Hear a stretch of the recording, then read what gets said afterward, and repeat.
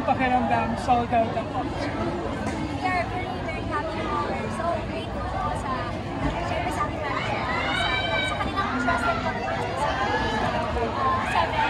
We are really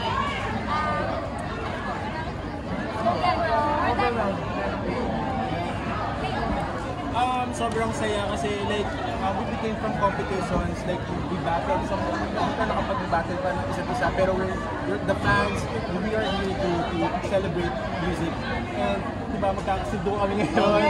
We're not backing each other, so masaya kami kasi magkakaibigan kami tapos nandito kami sa isang mga pangarap natin. Yes, ayun nga po masaya kasi hindi namin akalain na magiging ganito yung show, magiging successful, and maraming salamat po talaga sa lahat ng mga nagmamahal sa amin lahat. Ayun po, and grabe po itong show na ito. Preparation, isa-isa. Yung po, preparation po namin actually, binigyan na kami ng shots pa.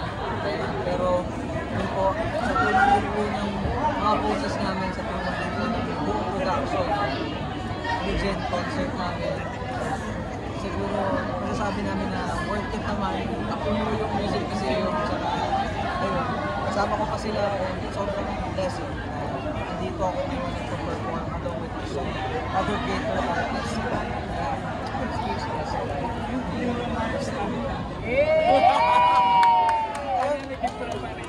Ayun yung Bruno Mars preparation. Siyempre, cardio kasi sobrang nakakapagod yung production na yun. And ayun, talagang practice talaga. Kami naman po, very happy na nabigyan kami ng chance na makita namin sino talaga nakakasarap na nasa Universe para nagkaroon ng masilin. Ano kami as a Universe. And yun naman po sa preparations ko, sa performance ko, and medyo relax lang. Like ako sa iyo, lagi naman ako sa may kulit po kami sa akin letters namin sa pictures namin.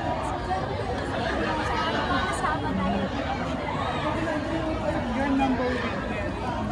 Kamusta yung naging preparation? Sobra po kami thankful grateful kay Sir Eric. Maraming salamat po Sir Eric. Grabe hindi ko lang nakakalain. Kasi po kami simple mamamayan.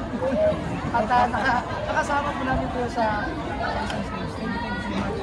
So, overwhelming po. Bigyan niya kami talaga ng pangako niya sa amin na makakasama namin siya sa isang performance. We're so happy na nandito kami sa agent. Yung sa Michael, marami bang tao? Wala naman po. Actually, kanina po, kumain ako ng chocolate para pang paano lang po pa-hype lang po talaga sa katawan ko. Pero, so far, siguro, sana naging okay at sana nag-swat. Alagin po. Queen Bee. Isang karangalan ko lang magawa ko yung isang bagay na yun kasi sobrang mahirap talaga sa akin. Lalo hindi ako sumasayaw pero tinatry ko talaga yung makakaya ko, yung maaabot ko. Diyos ko Lord, Diyos ko Lord, nagawa ko talaga. Thank you, grabe. Ayun po. And then yung number niyo tatlo, ni Katrina. Kamusta yung naging preparation? Medyo kinabahan ko syempre kasi since Katrina pinagawa ko. Pero syempre po, as legend house, syempre hindi na kami mapapapagod kasi parang pag naging champion kami, kung hindi kami kalaban, di ba? Pero grabe, gusto po namin magpasalamat kay Ate Katrina kasi kumaya po siya report na kasama po namin. Thank you so much. Yung then and then number mo ba? Yun sana yung panlalaban mo yung grand finals? Actually, hindi po. Gusto ko lang din magpasalamat kay Coach Ryan kasi siya po yung nagsuggest ko na piyesa na kakatulong sa akin. Thank you po. Nagusto natin. Thank you po. And of course, Michael Jackson. Sobrang international po si Michael Jackson. Ang bawal po na ginawa ko is bawal hindi sumayaw. Kaya napasaya ko ako sa sumayaw. Hindi ko akalain na magagawa ko po sumayaw. And naging preparation. Bukod po sa nahihirapan po ako sa pyesa ko, sa preparation po sa pyesa, nahihirapan po ako sa mga sumayaw. Pero sobrang galing mo rin. Sa partner ka na si Erlen. Graham, kamusta naging preparation?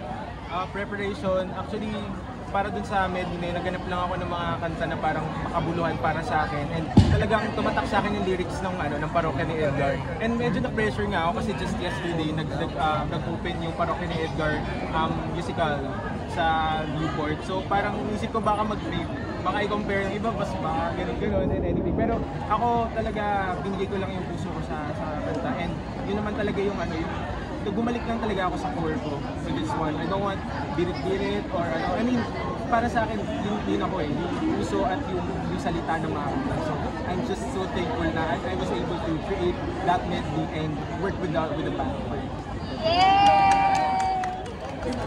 After Music Museum, what's next? Araneta Coliseum, Moa Arena. Hopefully. Manifesting! Surprise! Philippine Arena. Philippine Arena. Wow! And message to all your fans worldwide. Alam po sa lahat ng sumusuporta sa amin, individually and sa aming grupo, maraming salamat po and maraming salamat po sa pagtangkilik sa musikang Pilipino at sa mga bagong generasyon na musiko at sa more music na family and masaya po. Joke lang. Maraming salamat po. Forever to our tour. Maraming salamat po sa ating Javias, sa ating Rasters, volunteers, at mga fans and supporters po namin po kasama. Thank you po. Kaya na thank you enough sa pag-post po ng support po. So, maraming salamat po once again sa lahat ng mga pumunta ngayon at sumuporta sa mga bumili ng tickets. Thank you so much guys. Sana hindi kayo nagsisi at nag-enjoy kayo. Ayun po, maraming salamat po ulit sa aming fans, sa bawat isa namin dito. And sobrang karangalan din po na nakapunta si Teme Vice ganda sa amin this time. Kaya thank you so much po. We love you so much po nga. And yung designer niyo, ang gaganda ng suot niyo. Behind the Wow! scenes. Almost done by Rodrigo and makeup by Mabel. Pasalamat po kay Ryan Chris for my two outfits and one from Kamakaibe. Maraming salamat. Ako gusto kong magpasalamat sa nagay sa akin, Mabel, Concepcion, and also my outfit, kay Chavez. Ako naman po, Sir Tito Makanay, Charlie Florence, Ano po, kami Marudri and thank you so much at the love you once.